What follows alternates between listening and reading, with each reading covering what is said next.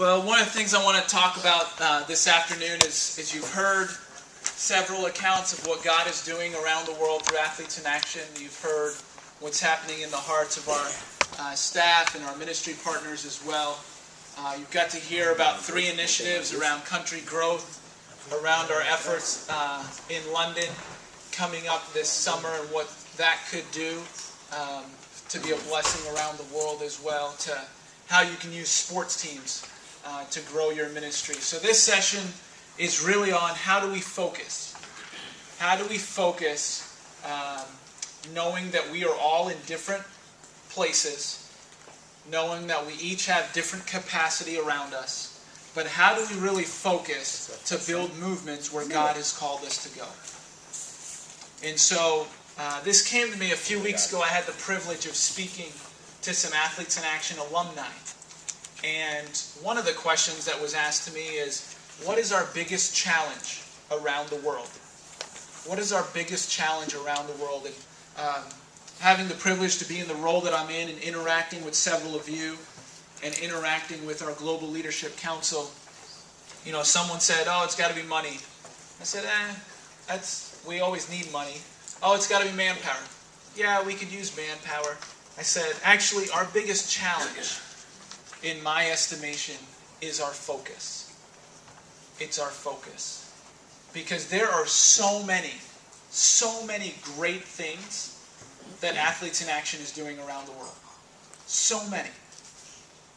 But how we discern God's will and how we discern what is right for me in my country, in my context, is one of our biggest challenges. Many of us in this room, there's only one country leader, Mark Householder, who's in this room, who's not here now, but if he was, he'd be right there, who has a staff team of over 100. Okay? He's the only one. He's the only country leader that has a staff team of over 100 people. And yet, there's lots of things that are sent from America to bless the world that we all get to see. And then I would say there's maybe 2 or 3 country leaders of our 59 that have a staff team of over 30. The Netherlands, Canada, and the US. And then the rest of our staff teams, some of them might have 5, might have 10, but a lot of them are even less than 5. And that's just the reality of where we are. And so that's not to cast blame, that's not to discourage, that's not to say, oh, what's wrong with us? No. We are where God wants us to be. But my challenge, our challenge, what I think our biggest challenge is the ability to learn to focus based on where we are now and where God is calling us to be. And not do it based on, you know what, this works in the U.S. ministry, or this works for the Dutch ministry, or this works for the Canadian ministry. No. We've got to be thinking about, yeah, there's great tools, there's great strategies, but how do we, before the Lord, really discern what is my best chance for success? What is our best chance for success in Spain, in Zimbabwe, in Albania, in Uganda, in Francophone Africa, in Brazil, and the list goes on and on. And so this afternoon, I really want us to think about how do we focus. And your focus will probably be different than anyone else's. Because your situation in your country is unique to your country and your situation. And that's the best part about being a family. Is that there's place for all of us at the table, and just because we focus on different things, we'll continue to keep the North Star of seeing Christ followers on every team, every sport, every country, so that the world can know and experience Jesus Christ. That does not change. Regardless of whatever country you're leading, whatever strategy you're leading, that does not change. We're going to continue to go after our vision. But now we've got to do the hard work of discerning, okay, that's our vision. There's a part that I play. And in my situation, what do I need to focus on? What is it that I need to focus on to really trust God to move forward so that we could see movements everywhere? And so as we think about, so that's the hope of our time this afternoon, I just want to share, this won't be very long what I'll share, but just want us to think about a few things based on our vision, based on where we're going. And like I said, at the end of our time, I want to make sure we're all moving in the same direction. Okay? We've shared our 3 global priorities yesterday. We've shared our vision.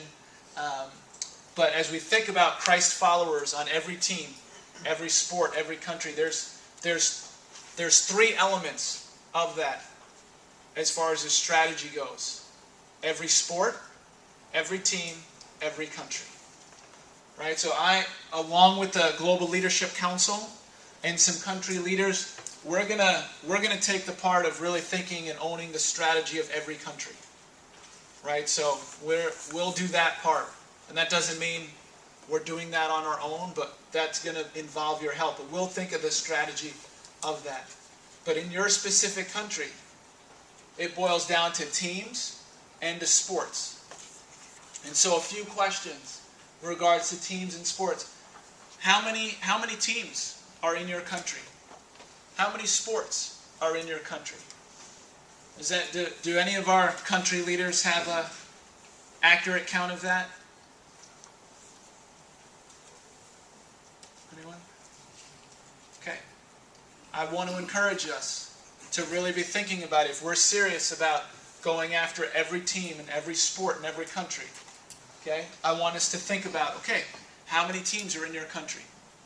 How many sports are in your country? And then the question is, which teams do I focus on?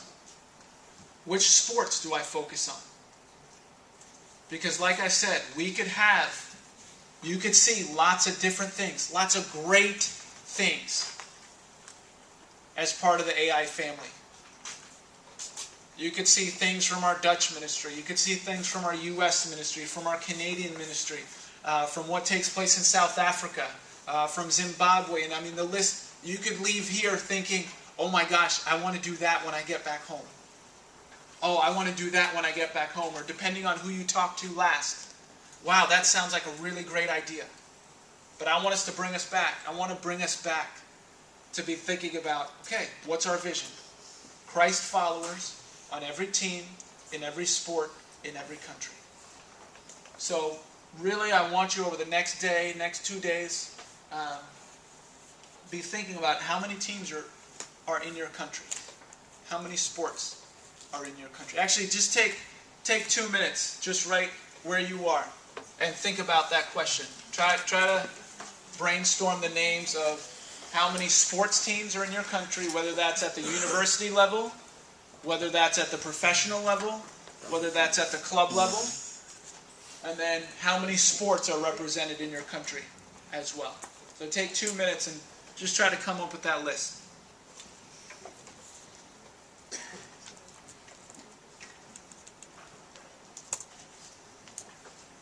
Federados son 44 deportes.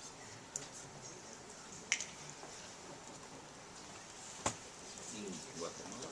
No, en todos los países. Eso es federación. Sí, hay. Sí. For Brazil? We're in Brazil, right? So just with the Olympic Federation in Brazil, they list 44 sports. 3, 4, 5, 6, 7, 8.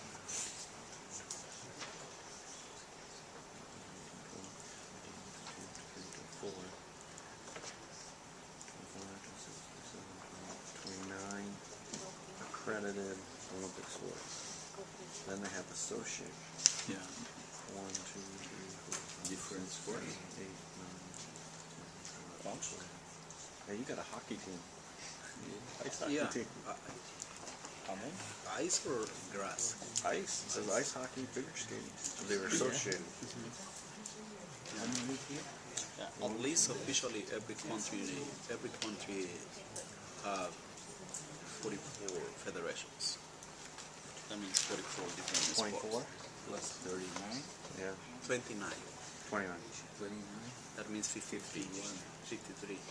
53. But the official for every country is 44 federations. 44. ¿Cuántos vieron? 53. 29